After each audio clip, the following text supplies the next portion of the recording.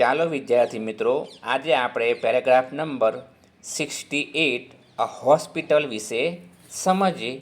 તો સૌથી પહેલાં આપણે એના સ્પેલિંગો જોઈએ.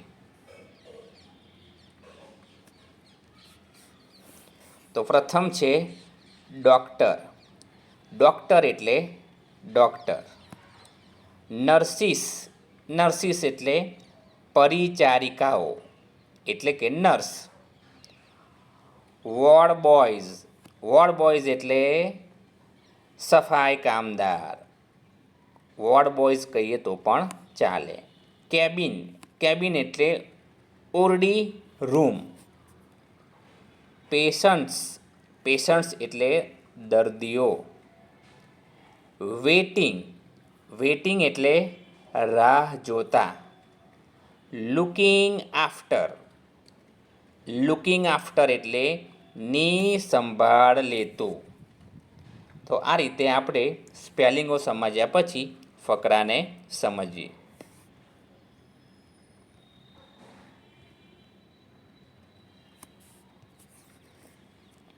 Number 68 a hospital.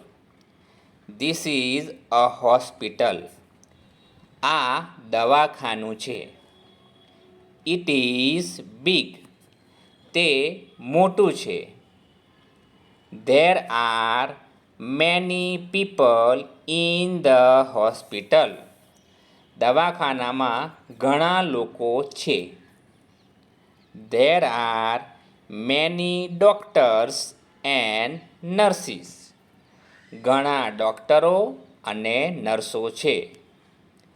There are ward boys two.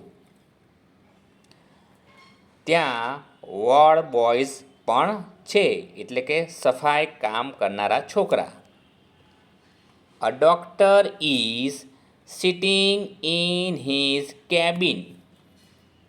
Doctor તેની કેબિનમાં બેઠા છે. Many patients are waiting outside. ઘણા દર્દીઓ બહાર રાહ જોઈ રહ્યા છે.